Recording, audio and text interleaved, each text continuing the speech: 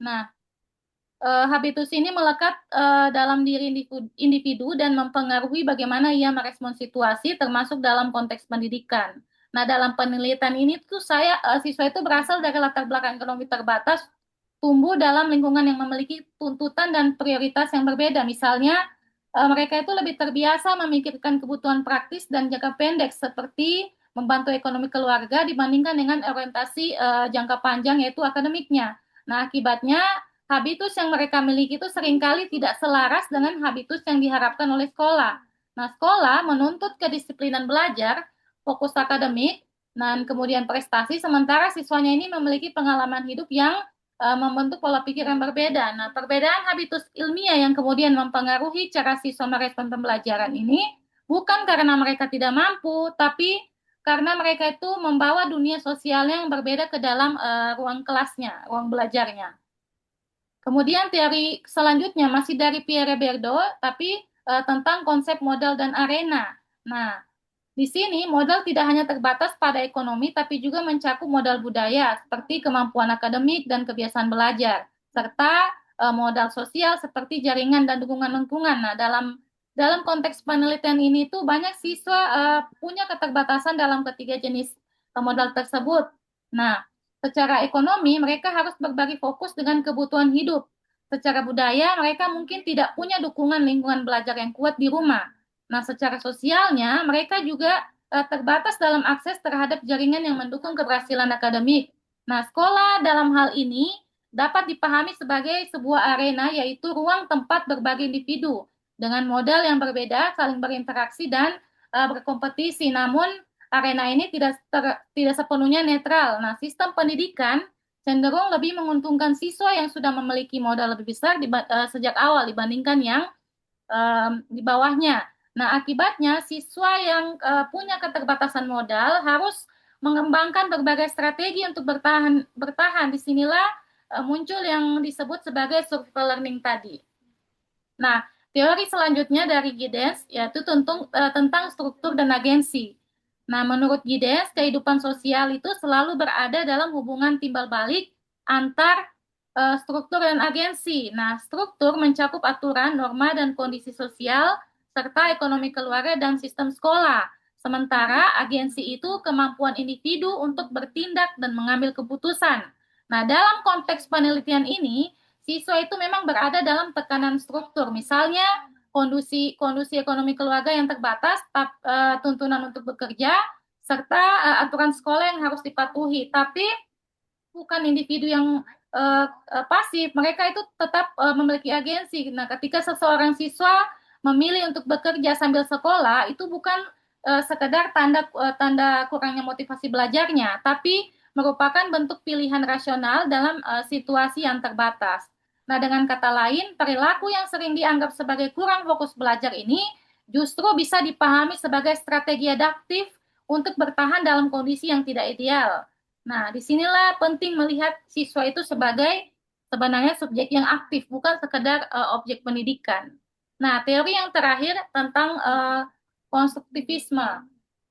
Nah, siswa itu membentuk pemahamannya berdasarkan pengalaman, interaksi, kemudian konteks kehidupan yang mereka alami sehari-hari.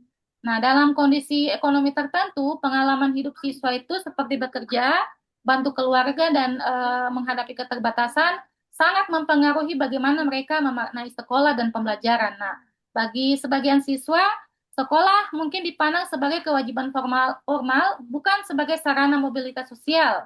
Nah, hal ini bukan karena mereka itu tidak menghargai pendidikan, tapi karena realitas hidup mereka membentuk cara pandang yang berbeda. Nah, dengan demikian, konstruktivisme ini membantu kita paham bahwa makna belajar bagi setiap siswa itu bisa sangat beragam, tergantung pada konteks kehidupannya. Nah, terakhir untuk teori yang saya gunakan dalam pendekatan penelitian ini adalah tentang etnografi dari Gears. Nah, pendekatan ini merujuk pada pemikirannya Clifford Geertz, khususnya tentang konsep text description. Nah, dalam pendekatan ini tuh penelitian tidak berusaha melihat yang dilakukan siswa, tapi juga mengkaji makna di balik tindakan tersebut. Jadi fokusnya itu bukan hanya pada perilaku yang tampak, tapi juga pada interpretasi dan konteks yang melatar belakanginya. Nah, misal ketika siswa itu terlihat tidak fokus di kelas, nah etnografi itu tidak langsung menyimpulkan bahwa oh dia malas belajar, tapi sebaliknya pendekatan ini akan bertanya apa yang sebenarnya terjadi dalam kehidupannya, bagaimana kondisi keluarganya, dan apa yang mereka pikirkan itu tentang sekolah. Nah, dengan text description, penelitian ini berusaha menghadirkan gambaran yang kaya dan mendalam tentang kehidupan siswa sehingga perilaku mereka itu dapat dipahami secara lebih manusiawi dan kontekstual seperti itu. Nah, jika pendekatan teori ini saya gabungkan, maka fenomena survival learning dapat dipahami sebagai konstruksi sosial yang kompleks. Nah, kemudian fokus penelitian di dalam penelitian ini, di judul ini, boleh dilanjut, Mbak? Ya. Fokus penelitian dalam judul ini tuh berfokus pada bagaimana budaya belajar siswa itu dikonstruksi dalam kondisi tersebut. Nah, artinya bukan hanya melihat apa yang dilakukan, tapi juga bagaimana mengapa mereka menunjukkan perilaku itu. Kemudian ada beberapa fokus yang dikaji dalam penelitian itu yang pertama bagaimana budaya belajar terbentuk, kemudian bagaimana kondisi ekonomi mempengaruhi orientasi belajarnya, kemudian bagaimana siswa itu memaknai sekolah di tengah tuntutan bekerja, dan bagaimana relasi antar sekolah dan keluarga membentuk pola belajar mereka. Nah, untuk pendekatan penelitian ini menggunakan pendekatan kualitatif dengan tadi strategi etnografi pendidikan. Nah, pendekatan ini dipilih karena memungkinkan peneliti itu memahami realitas sosial secara mendalam langsung dari kehidupan sehari-harinya siswa. Nah, kemudian next Mbak. Nah, untuk instrumen penelitian itu data dikumpulkan melalui beberapa cara, ada observasi partisipatif, kemudian wawancara mendalam dengan siswa, guru dan orang tua serta masyarakat sekitar, juga ada beberapa dokumentasi. Nah, kemudian data yang ada itu dianalisis melalui proses coding tematik, kemudian interpretasi dan penyusunan tick description untuk mendapatkan makna yang mendalam. Nah, terakhir tentang kontribusi dan kebaruan. Next, Mbak. Nah, tentang kontribusi dan kebaruan dari penelitian ini itu, jika sebelumnya masalah ini tuh dianggap sebagai kelemahan individu, maka penelitian ini justru melihatnya sebagai konstruksi sosial. Nah, dari rekonseptualisasi masalah, dari membebaskan siswa dari stigma individu bermasalah, maka kita membacanya sebagai hasil konstruksi sosial yang logis. Kemudian kebaruannya tadi dia dapat melahirkan konsep baru yang seperti yang saya sampaikan tentang survival learning. Jadi bukan melainkan itu sebuah budaya kolektif yang terstruktur. Kemudian ada integrasi teoritis. Nah, memadukan beberapa teori pendekatan tadi. Nah, kemudian dalam konteks lokal atau lokasi dari penelitian ini dapat memperkaya sosiologi pendidikan Indonesia dengan data empiris mendalam dari wilayah marginal, khususnya tadi di wilayah Kabupaten Sigi yang ada di Sulawesi Tengah. Nah, terakhir sebagai penutup, penelitian ini tuh tidak bertujuan untuk menghakimi siswa sebagai individu yang tidak memiliki motivasi. Justru sebaliknya, apa yang terlihat sebagai ketidakseriusan belajar bisa jadi merupakan strategi bertahan hidup yang rasional dalam kondisi-kondisi mereka masing-masing. Nah, dengan memahami ini, kita diharapkan bisa melihat pendidikan itu dengan cara yang lebih adil dan lebih kontekstual. Demikian apa yang dapat saya sampaikan. Lebih dan kurangnya mohon maaf. Wabillahi taufiq hidayah. Assalamualaikum warahmatullahi wabarakatuh. Waalaikumsalam warahmatullahi wabarakatuh. Ya, makasih Kak Sofi. Mungkin judulnya bisa ditayangkan dulu, judulnya. Oke, ada yang mau merespon dulu? Adakah? teman-teman yang mau. Ini Mbak Sofi ini jurusannya konsentrasinya IPS atau sosiologi pendidikan? IPS, Prof. IPS ya. Berarti nanti sudah dapat promotor. Belum, Prof. Oh, besok ya tanggal 20. 20. Besok itu yang kunjungan ke Jogja itu udah ada rendonya belum? Belum ya? Belum, Prof. Masih di data kami, Prof. Hmm, Rentonya belum. oke, enggak. Oke, silakan yang lain dulu nanti Bu Irin memberikan masukan. Ada Ibu Pravita, Bu, Prof yang mau ini Ada yang sama-sama dari IPS? hadir, Prof. Saya walaupun ekonomi, Prof. Oh iya, nggak apa-apa. Mungkin ini ada judul ekonomi ya. Mungkin boleh ada mungkin respon dulu. Silakan, Bu Iya, Rafita. iya. Assalamualaikum warahmatullahi wabarakatuh. Waalaikumsalam. Selamat malam, yang kami hormati Ibu Prof dan Bapak Ibu, rekan-rekan mahasiswa S3 PJJ Ilmu Pendidikan. Eh, Terima kasih, Bu Prof. Izin untuk menyampaikan ini saya pertama, Bu Sofi, ini judulnya Konstruksi Budaya Belajar dalam Tekanan Ekonomi. Nah, yang ingin saya tanyakan tadi ini yang terkait dengan survival learning. Nah, apakah ada teori yang betul-betul mendukung tentang survival learning ini? Terus apa bedanya dengan motivasi? Apakah bisa jadi nanti jadi kalimat pengganti untuk menyampaikan motivasi belajar yang rendah misalnya? Nah, itu mungkin perlu diperjelas tentang bagaimana konsepnya tentang survival learning itu. Kemudian terkait dengan konsep survival learning ini, Bu Sofi, apakah memang sudah apa namanya?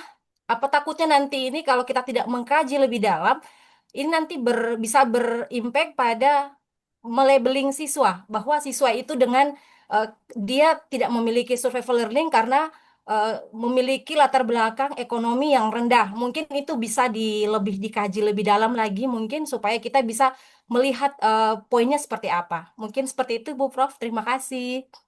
Oke, makasih Ibu Parafita. Mungkin ada yang lain, silakan. Suara Bapak, suara Ibu, belum ya? Ya udah, kalau belum, mungkin langsung saya nih supaya waktunya efektif ya. Tadi agak terlambat. Eh, oke Mbak Sofi, sesama jurusan IPS ya. Yang pertama senang karena nanti ada yang melakukan kajian dengan pendekatan etno ya. Sedikit ya dari mahasiswa S3 itu yang menggunakan pendekatan kualitatif dengan etnografi pendidikan ya. Jadi silakan ini nanti diperjuangkan tentang judulnya karena judulnya adalah pendekatan kualitatif. Memang eh, saya kira riset kamu tadi itu kan ingin mengubah paradigma ya, inti the point of-nya ya, mengubah paradigma dengan pendekatan yang cukup mendalam dan teori-teori yang digunakan sementara cukup lah. Cuma teori tadi mungkin mungkin coba Mbak tentang teorinya. Kalau latar belakangnya coba nanti latar belakang bukan urusan saya tapi coba di slide show dulu. Nanti ini kan baru kalau dalam bahasa peta konsep ya, peta konsep yang sudah Anda presentasikan, cuma papernya belum ada ya. Papernya kan nanti ongoing proses ya. Jadi ini ada reproduksi sosial dari pendapatnya. Ini punyanya Borju ya Borju ya tentang modal sosial dan modal budaya dan sebagainya. Salah satunya adalah habitus, kemudian agensi, yang ini Giddens. Ini sosiologi banget ya. Nah, mungkin nanti teori yang lebih middle itu kan konstruktivistik ya. Nah, konstruktivistik ini nanti sebagai salah satu fondasi yang melatar belakangi bagaimana pendidikan itu berproses dalam diri seseorang ya. Dan Anda meyakini bahwa budaya belajar itu sebetulnya merupakan bagian dari interaksi yang dialami di dalam dinamika keluarga, sekolah, dan masyarakat. Ini nanti akan Anda dalam. Mungkin bisa ditambahkan juga teori sharing experience learning gitu ya. Jadi experience learning ini juga bisa menjadi salah satu bagian di dalam konteks lingkungan. Nanti bisa ditambahkan Mbak Sofi ya. Di dalam experience learning itu kan bagaimana kita melakukan interaksi sosial itu akan belajar tentang makna itu sendiri. Ya. Jadi selain konstruktivistik, mungkin experience learning. Nah, karena di sini tadi Anda juga menggunakan nanti interpretasi data ya di dalam etnografi itu kan ada satu pendekatan sosiologi yang mungkin bisa digunakan sebagai analisis yang sifatnya mikro, itu adalah teori simbolik interaksionisme. Jadi catatan dari Bu Iri nanti tolong dibaca lagi atau dikembangkan. Ada dua teori yang bisa menguatkan dari konstruksi budaya nanti yang Anda temukan dalam konteks bagaimana pendekatan simbolik interaksionisme. Dan yang kedua adalah teori mungkin dikaitkan konstruktivisme itu mungkin ditambahkan experience learning. Itu ya Mbak ya. Untuk pendekatannya untuk sementara saya sangat support ya dengan etnografi pendidikan karena sebagai etnografer jadi peneliti dengan pendekatan etnografi itu bisa di stop Mbak. Peneliti dengan pendekatan etnografi ini memang kemampuan untuk partisipasi intensif itu harus kuat ya, harus kuat ya. Dan mungkin Mbak Sofi sudah mempersiapkan diri. Boleh di stop screen Mbak. Nah, survival learning nanti yang menjadi tawaran Anda itu menjadi temuan ya, survival learning. Anda punya asumsi bahwa untuk membangun perubahan paradigma, kalau saya menangkap tadi Anda ingin mengubah paradigma dari yang tradisional ke yang mungkin kekinian dengan berbagai teori, mengkonstruksi kembali bagaimana melihat siswa-siswa yang mungkin dinilai motivasinya rendah, tapi sebetulnya ada sesuatu yang dibalik itu yang ingin Anda bongkar ya menurut saya. Juga mungkin nanti dalam analisis bisa juga apakah survival learning itu ada konteks kaitannya dengan resiliensi ya yang belum banyak dikasih ya. Mungkin nanti temuan-temuan data Anda bisa di dalam konstruksi budaya itu butuh resiliensi baik personal maupun resiliensi sekolah. Jadi survival learning bisa juga disentuhkan dengan resiliensi. Ini tadi setelah saya mendengarkan Anda berteori ini kan hari ini kan kita sedang memaparkan teori-teori apa sih yang punya relevansi dengan apa yang menjadi medan riset kita itu hari ini kan Bapak Ibu sedang memetakan ya. Nah, mungkin nanti dari apa yang sudah disampaikan Mbak Sofi, nanti tentunya narasi-narasi di dalam pendahuluan itu harus dikuatkan ya. Kalau hari ini Bu Irin nggak bisa ngecek ya, apakah argumentatifnya sudah sesuai dengan teori-teori yang Anda pilih, tapi sudah terbaca ya. Kalau Bu Irin tadi sudah terbaca, tinggal nanti bagaimana argumentatif di dalam pendahuluan itu menjadi statement problematik yang dikuatkan dengan data-data empirik ya. Selain data-data empirik bisa juga dikuatkan dengan narasi-narasi dari jurnal yang punya relevansi dengan tema Anda. Jadi untuk sementara judulnya sih saya oke. Ya karena untuk membangun konstruksi budaya itu memang membutuhkan satu penelitian yang sangat mendalam. Hanya rumusan masalahnya apa, tadi kan belum ya, nggak apa-apa ya. Hari ini kan kita belum bicara paper secara utuh, nanti tolong rumusan masalahnya apa gitu ya. Sampai nanti hasil risetmu itu sampai bisa dinilai TKT-nya sesuai dengan TKT doktor ya. Berapa Mbak? 9 atau 8? Ya, jadi temuan Anda itu mungkin apakah sampai membuat rekomendasi bagaimana membangun kebijakan sekolah yang mampu membangun konstruksi budaya yang bisa mengatasi tantangan tekanan ekonomi siswa itu mungkin ya. Jadi Saya kok mikir ada policy brief atau apa. Ini penting Bapak Ibu. Jadi semua kalau novelty-nya tadi saya coba dilihat sebentar novelty-nya Anda tadi. Saya membaca ada novelty, tapi bentuknya nanti apa kira-kira? Kalau teorinya sementara untuk saya cukup ya, nanti ditambah itu yang dua tadi. Ya, survival learning ya, nanti mungkin Anda bisa bagaimana kebijakan sekolah dalam membangun survival learning. Nah, misalnya ya. Jadi ini kan belum sampai rumusan masalah ya. Jadi Bapak Ibu semuanya baru ada sedikit kegalauan di pendahuluan dengan kenapa Anda bisa menilai kegalauan ya dari teori-teori yang Anda sampaikan pada hari ini ya. Jadi Bapak Ibu sebenarnya hari ini sudah satu tahap lebih sistemik ya untuk menyiapkan eh, proposal Anda karena Anda sudah belajar teori dan dari teori yang Anda baca Anda bisa mendeteksi problematika apa saja sih yang sebetulnya yang melandasi ya proposal disertasi Anda. Nah, jadi ini nanti ya kalau yang Kabupaten Sigi tidak hanya Kabupaten Sigi ya, tapi menjadi sumber referensi yang bisa mengubah paradigma ya, paradigma tentang sisi lain dari survival survival learning ya, sebagai sebuah budaya kolektif. Karena saya membayangkan tadi ketika nanti temuannya ada itu survival learning itu sebetulnya faktor pembentuknya apa aja sih untuk bisa membangun eksistensi anak-anak di dalam mungkin studinya dan sebagainya. Oke, itu komentar dari Bu Irin saya kira dicukupkan.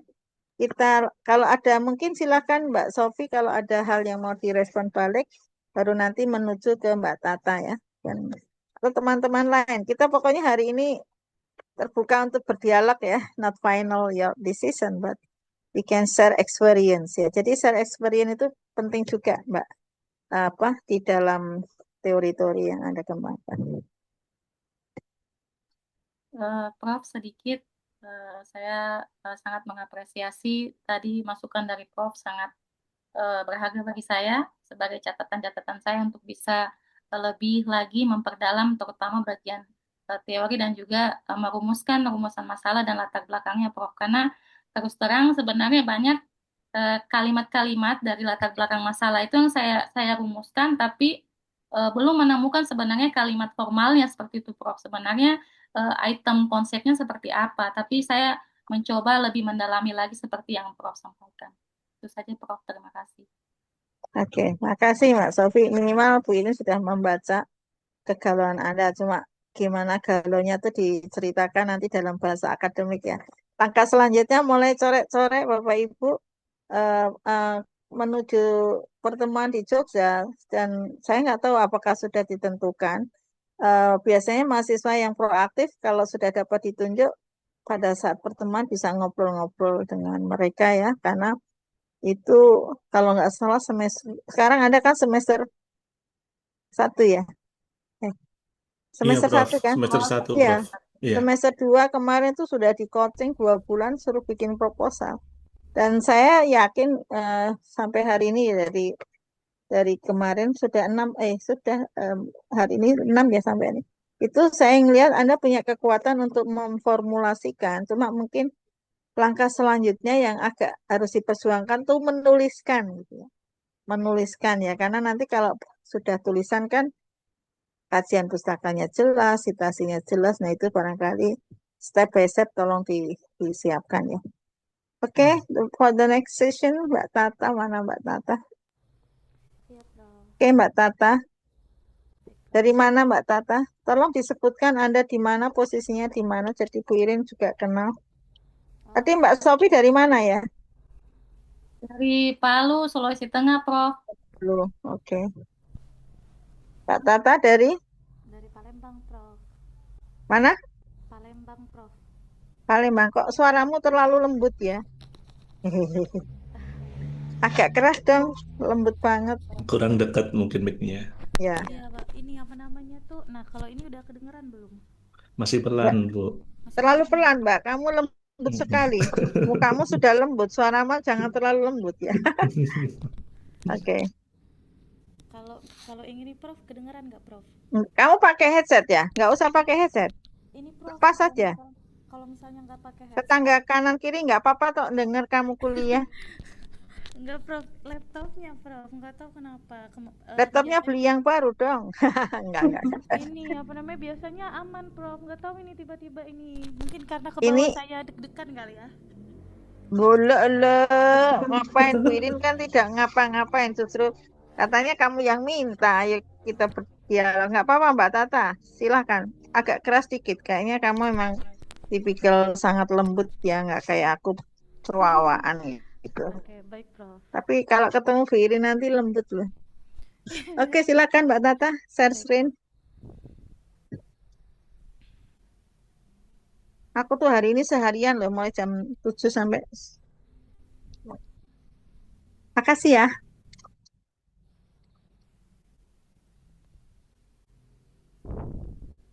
Oke. Assalamualaikum warahmatullahi wabarakatuh.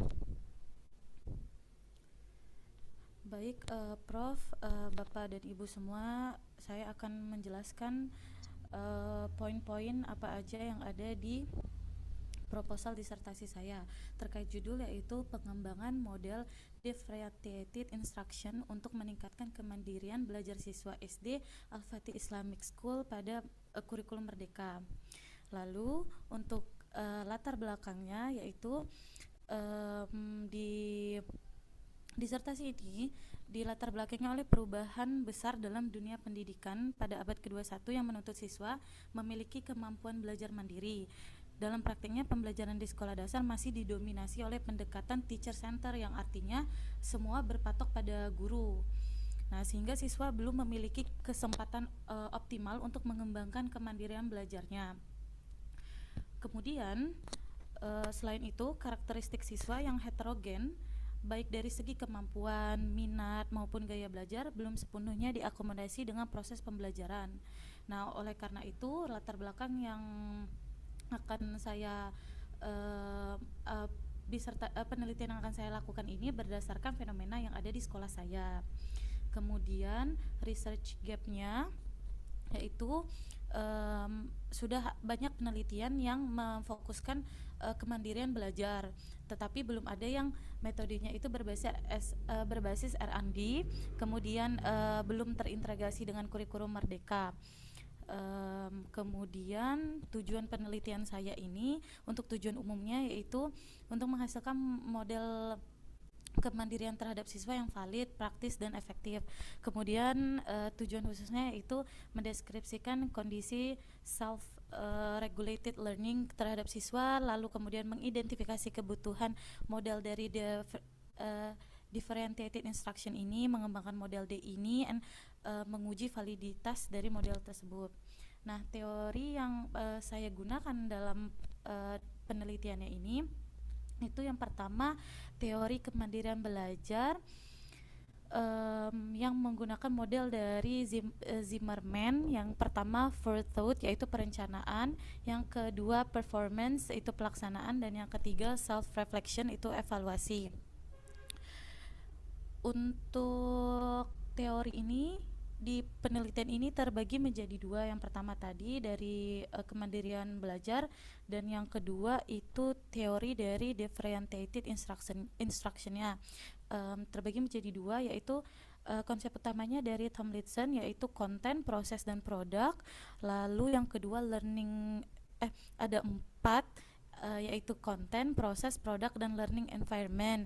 Yang kedua itu ada prinsip yang mana berfokus pada student center, fleksibel, dan berbasis assessment. Metode yang penelitian yang saya gunakan yaitu jenisnya R&D, modelnya itu dari Borg and Gold, dan tujuannya menghasilkan produk dari model DI ini, lalu menguji validitas, praktikalitas, dan efektivitas. Adapun kerangka yang saya buat yaitu fenomenanya kemandirian belajar siswa sangat rendah dan differentiated instruction itu belum optimal, sehingga akan adanya pengembangan model dari D ini sehingga hasilnya akan memberikan peningkatan kemandirian belajar pada siswa. Adapun tahapan penelitian yang saya lakukan yaitu dimulai dari studi pendahuluan, perencanaan, pengembangan model, lalu validasi dari ahli, uji lapangan, dan terakhir diseminasi.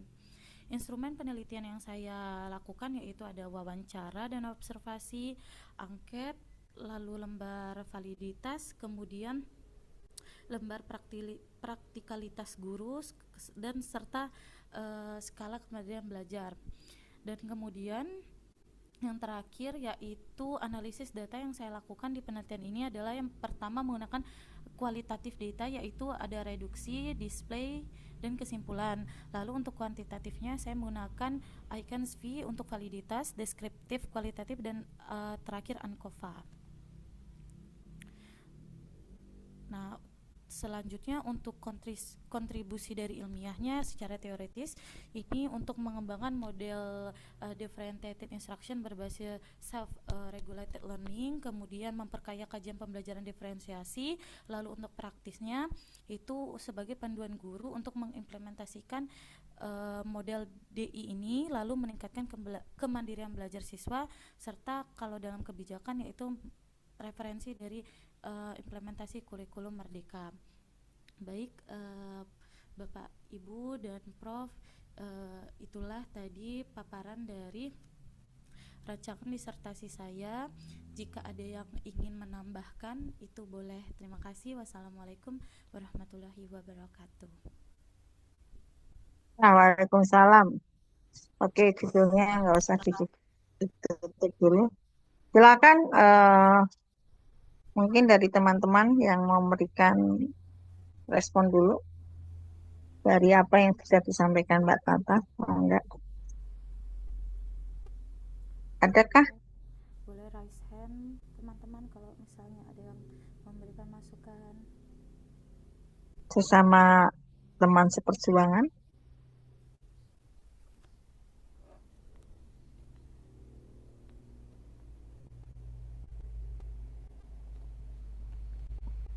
Ini sudah pada capek nih, Kak. Kasih komen. Ya, nggak apa-apa. Ya, mungkin udah jam-jam. Sambil ngopi dulu, Bapak Ibu. Kalau mau ngopi, nggak apa-apa loh. Ini Oke, ya, Prof, nggak apa-apa. izin boleh? Boleh, boleh. Boleh. Alhamdulillah.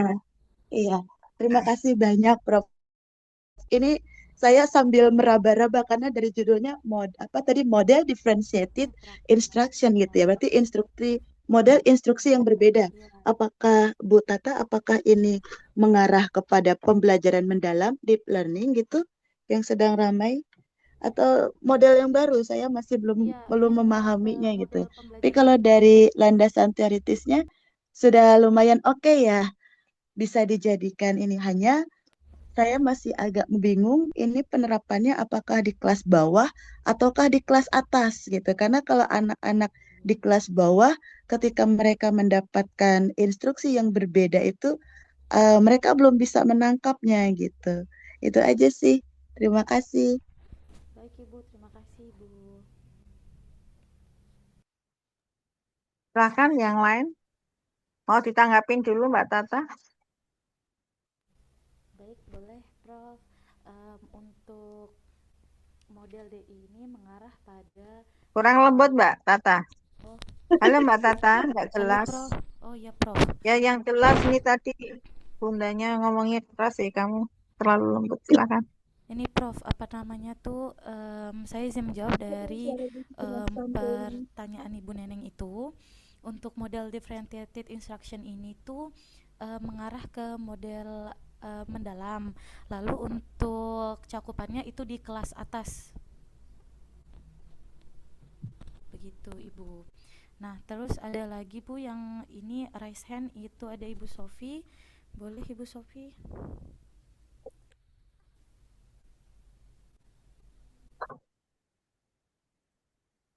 Silakan Bu Sofi. Iya, terima kasih Prof. Mungkin saya Prof sedikit mengoreksi sedikit judulnya. Kalau pendapat dari saya mungkin di kalimat belajar siswa SD pada mungkin diganti pada belajar siswa SD dalam kurikulum Merdeka mungkin.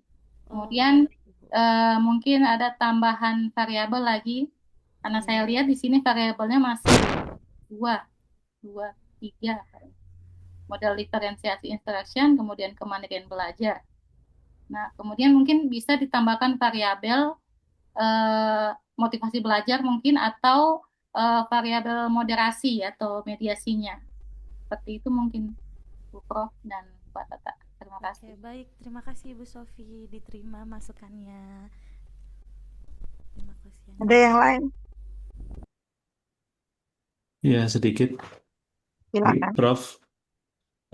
Terkait dengan pengembangan model differentiated instruction, mohon ke apa namanya ke penelitian Bu Tata, slide. Oke, baik ya Pak. Sebentar Pak. Ya, Ke mana Pak? ke slide penelitian. Oh, Nah, metode coba next. Yang tadi kalau nggak salah ada, coba naik lagi, Bu. oke, sebentar Pak.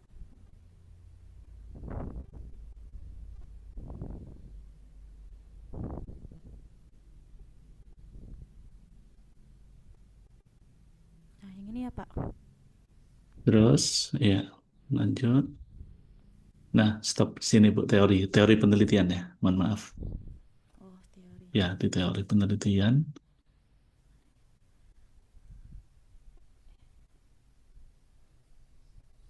Ah, iya Pak. Yang ini ya Pak. Ya, oke, di teori kemandirian belajar. Di sana kan menggunakan model Zimmerman ya, Bu ya. Nah, di sana ada Fortaf, kemudian performance, kemudian self reflection. Ini kan tadi kalau tidak salah subjeknya kan untuk siswa SD ya, Ibu ya. Iya, betul. Ya, mungkin mohon apa ya dalam kategori anak usia dini penerapannya itu seperti apa ya Bu ya? Yang kemudian dikatakan penerapan pada tahap fortaf, performance, kemudian self reflection gitu.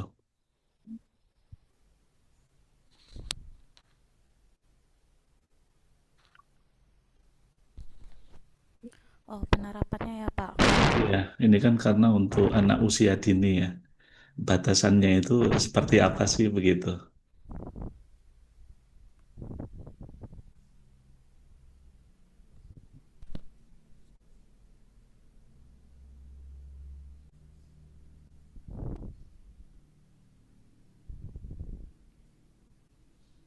Oke, baik, izin menjawab ya Bapak. Untuk penerapannya, kalau yang saya baca dan saya pahami, untuk yang pertama itu perencanaan siswa menentukan tujuan belajar dia di sekolah tuh mau bagaimana. Lalu kemudian pelaksanaannya, em, siswa itu terhadap dirinya tuh menggunakan strategi pembelajaran seperti apa gitu Pak. Lalu yang terakhir itu, nah dari dia habis menentukan tujuan pembelajarannya, terus strategi belajar untuk dirinya, yang terakhir itu mengevaluasi hasil dari pembelajarannya sendiri gitu Pak.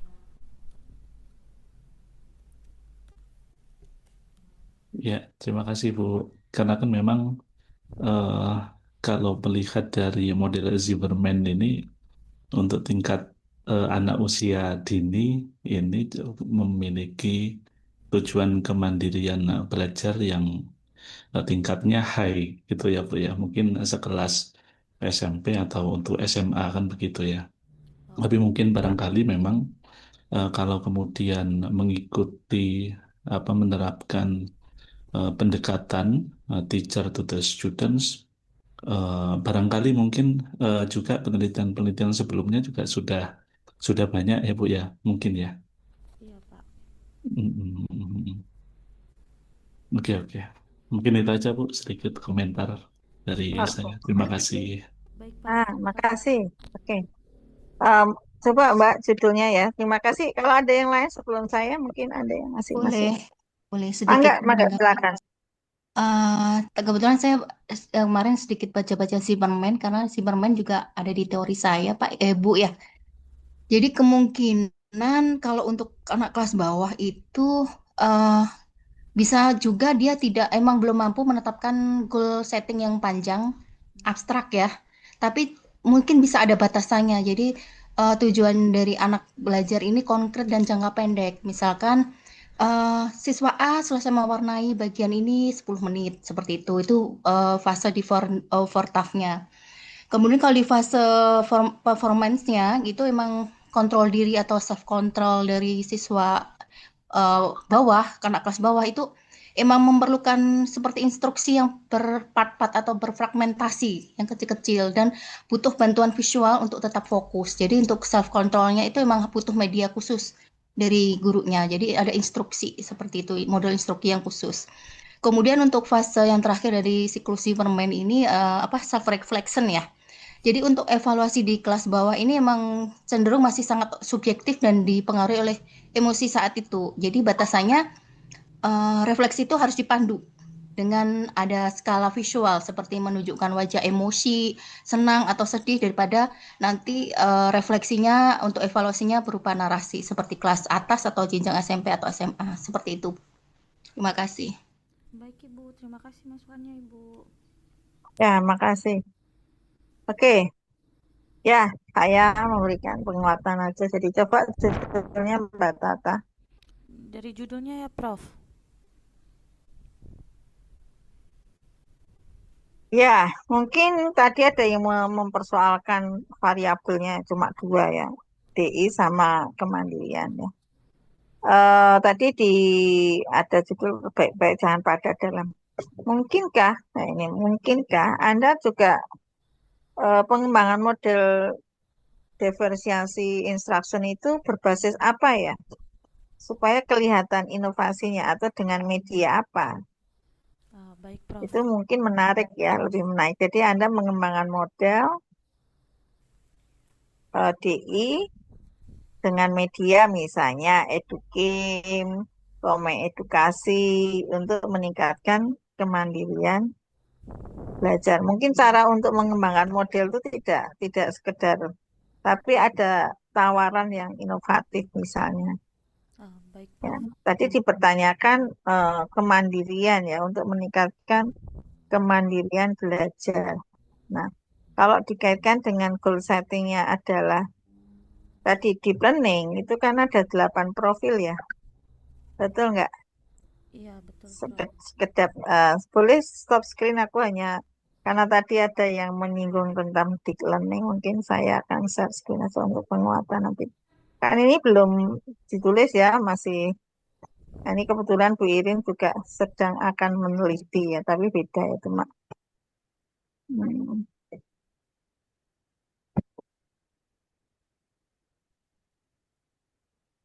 Nah, ini saya sedang menulis karena tadi ada yang mempertanyakan. Alhamdulillah ini lolos ya, lolos didanain ya. Ini model integrasi resiliensi dalam pembelajaran mendalam dengan media educam dan komik edukasi. Nah, ini apa inovasi yang saya tawarkan produknya dengan media educam atau komik. Kalau tadi Anda adalah pengembangan model, ini ya model tapi mengintegrasikan resiliensi di deep learning ya ini. Nah, untuknya membentuk 8 profil. Jadi saya nggak bicara soal kurikulum karena kalau bicara tentang, nah ini sekedar riset saya yang keterima. Nah ini, kalau deep learning kan praktek pendekatan deep learning itu kan ada 3 ya, playful learning, mindful learning dan mindful, meaningful, and joyful learning. Nah ini kan sebetulnya intinya untuk gitu. Ini kerangka kalau tadi Anda sepakat, Anda mengatakan iya itu untuk kurikulum merdeka. Nah, kurikulum merdeka sekarang kan poinnya adalah di kurikulumnya sama, tapi pendekatannya lebih spesifik yang harus dikembangkan oleh guru.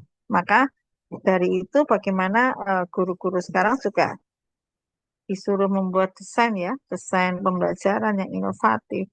Jadi kalau tadi disampaikan Mbak Tata, belum ada sudah banyak ya. Untuk DI itu sudah banyak. Nah, apa yang Anda tawarkan sehingga itu menjadi sesuatu yang inovatif. Ya, jadi nanti tolong di latar belakang masalah, nanti dikuatkan lagi. Kira-kira statement problematiknya apa sih yang Anda ingin menawarkan DI dengan apa gitu. Kalau menurut saya, kalau ada satu variabel lagi, DI dengan apa atau berbasis apa sehingga Anda punya goal settingnya itu untuk meningkatkan kemandirian. Nah itu kalau Pirin karena kalau riset saya kan memang harus menghasilkan produk ya. Riset unggulan itu harus ada produk yang efektif ya dan layak. Tadi saya pakai EduCamp dan kenapa komik edukasi? Nah, asumsinya tadi ketika sekolah tidak punya laptop bisa menggunakan media yang lebih konvensional dengan komik. Nah ini contoh. Nah ini saya kira mungkin tadi nanti kalau memang itu kurikulum merdeka ya clear. Kurikulum merdeka apanya? Mungkin pendekatannya bisa dikembangkan di dalam pembelajaran mendalam itu ada 8, ada teori-teori praksis pedagoginya, ada uh, pemanfaatan digital dan sebagainya. Ini sekedar tambahan aja Mbak Tata, karena yang saya lihat, nah ini prinsip edukasi. Yang saya lihat Anda masih perlu dikuatkan aja Mbak Tata nanti di argumentatif ya. Jadi pengembangan model diferensiasi instruksional itu apa? Yang menjadi landasannya apa? Sehingga ada sesuatu yang beda. Apakah melalui nanti buku produknya itu bentuknya berbeda atau berbasis budaya juga bisa.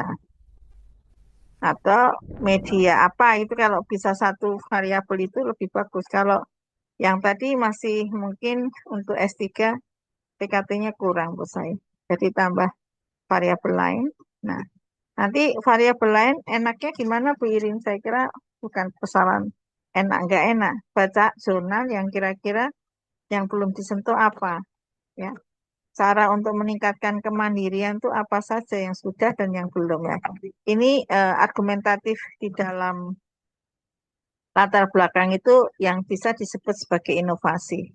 Jadi mungkin sambil jalan nanti uh, saya sarankan nanti cari jurnal dengan kata kuncinya DI kemandirian. Dari dua itu kalau bisa bibliometrik ya bagus, apa yang belum dan itu menjadi peluang Anda untuk meneliti. Oke, saya kira di sini ada Mbak Ellen sama Mbak Fauzia mungkin boleh merespon dulu. Siapa dulu Mbak Fauzia? Silakan Mbak Fauzia. Mungkin ada pendapat lain. Oke, baik. Terima kasih atas kesempatannya, Prof. Terkait dengan proposal yang sudah dipresentasikan oleh Ibu Tata, izin Ibu Tata, mungkin saya mau tahu sebenarnya problem yang ada uh, di calon lokasi penelitian Ibu Tata itu seperti apa? Baik Ibu, kedengaran nggak suaranya Bu? Ya, kedengaran. Jadi fenomena yang terjadi itu siswa tingkat kelas atasnya tuh kayak susah banget untuk mengikuti instruksi dari guru baik dalam pembelajaran maupun dalam perintah sehari-hari gitu. Oke, Jadi baik. mungkin kenapa saya ambil judul ini supaya bisa saya terapkan di sekolah saya karena kemarin itu sempat ini kan Bu ada sedikit perdebatan antara lanjut kuliah atau tidak. Jadi dibolehkan lanjut kuliah dengan catatan harus memberikan sesuatu yang pembaruan yang baru buat sekolah begitu.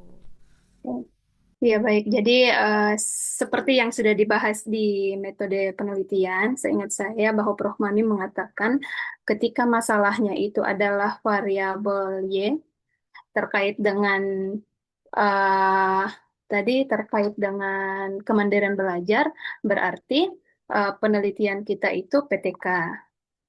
Tapi kalau memang ingin R&D, berarti problemnya itu letaknya ketidaktersediaan model. Misalnya belum ada model differentiated instruction. Nah, itu baru cocok R&D. Tapi kalau masalahnya terkait dengan kemandirian belajar, berarti kita butuh melakukan misalnya treatment, eksperimen, atau PTK. Itu saran pertama, agar di latar belakang dengan metode itu relevan.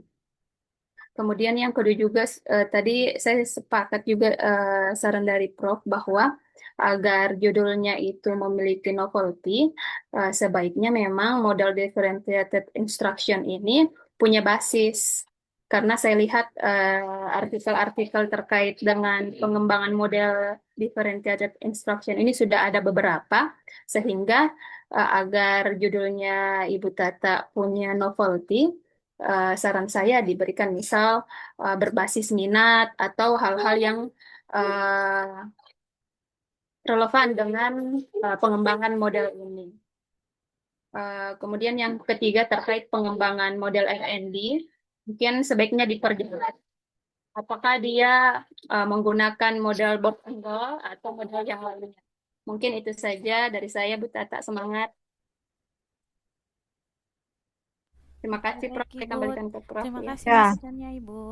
kasih Bu. Ayo Mbak Ellen, silakan Bu Ellen. Baik, Prof. Terima kasih untuk kesempatannya, Bapak Ibu. Bu Tata, saya sebenarnya ingin memberikan masukan saja. Tadi sebagian besar sudah disampaikan oleh Prof. Karena kebetulan saya sepemikiran dengan Prof. juga.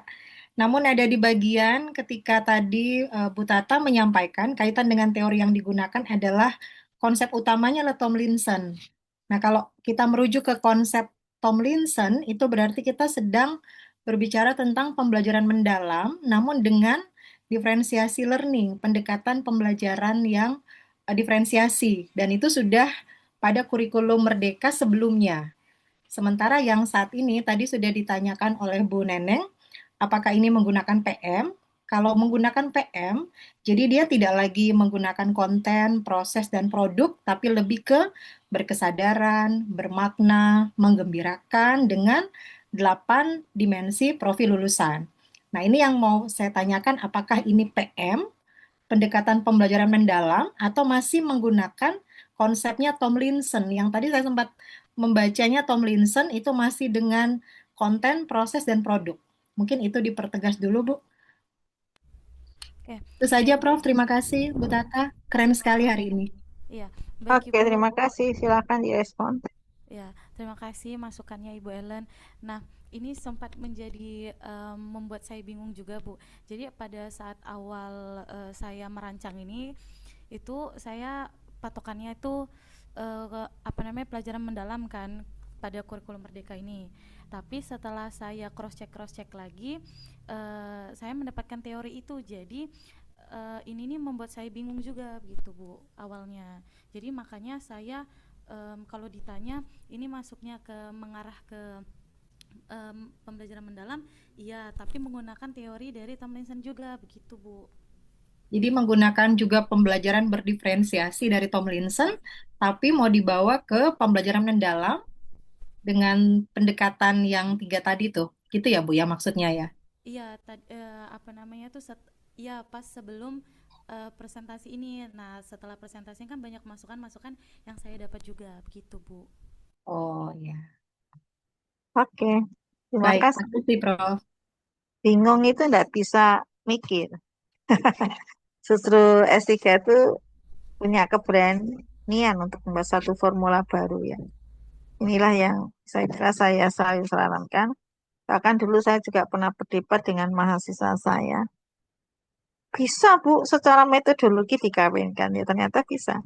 Cuma barangkali ketika mengawinkan dua teori untuk sebuah formula baru itu argumentatifnya jelas. Jadi tadi kalau Anda masih bingung, justru jangan-jangan itu yang inovasi itu yang memang dibutuhkan ya. Karena yang kemarin-kemarin cuma di atas satu teori misalnya.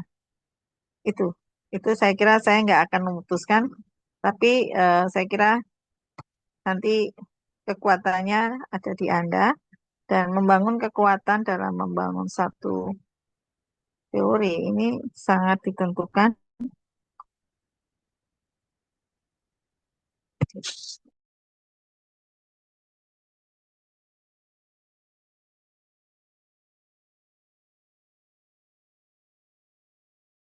Bentar ya ini tutup kok tiba-tiba sakit. Ya, jadi saya kira nanti masukan-masukan ditata kembali, Mbak Tata. Saya kira mungkin kalau saya judulnya tolong dikembangkan berdasarkan masukan-masukan ya nanti dimatangkan lagi. Nah, mungkin saya juga kasih pandangan bahwa promotor dan co-promotor itu pada umumnya tidak akan mempersulit Anda ketika Anda sudah punya dasar yang kuat dengan argumentatif Anda. Nah, teori-teori yang dikembangkan itu sebagai salah satu cara kita untuk meyakinkan bahwa apa yang kita pikirkan itu ada dasar pemikirannya. Tapi tidak boleh kita juga terus defense ya terhadap masukan. Dan saya mohon di arena diskusi ini Anda sangat terbuka dan tidak perlu stres mendapat masukan kurang apa, karena justru disinilah kita saling belajar ya. Bagi Bu Irin, misalnya di LMS itu kan minimalis banget ya, minimalis, makanya saya nggak bisa membaca kekuatan Anda dengan diskusi ini, saling belajar. Mungkin yang satu kemarin tuh konstruktif fisik nggak kuat, tapi setelah mendengarkan, oh itu toh gitu ya. Terusnya efek dari sharing experience. Kemudian untuk Mbak Tata, saya kira nanti judulnya mungkin bisa di apa dikuatkan kembali. Kalau pengembangan model tadi pakai Box and Hall juga bisa ya. Iya, pakai siapa tadi? Punya rencananya pakai siapa ya tadi saya lupa. Pakai 4G atau EDGE atau apa? Pakai siapa Mbak tadi? Sudah mikir belum untuk metodologi? Ya meskipun not final ya, tapi Anda pakai Box and Hall ya. Ya nggak apa-apa. Ya Box and Hall ini untuk apa? Untuk penguatan penguatan latihan ya Bu Irin, dulu aku riset development ya pakai belajarnya pakai Box and Hall karena dia punya apa? Punya apa? Tahapan yang detail sehingga kita belajar lebih detail lagi. Kemudian yang kedua untuk teori-teori nampaknya masih nanti bisa ditambahkan ya Mbak Tata dari masukan teman-teman tadi ya dengan perdebatan dari teori apa sama apa.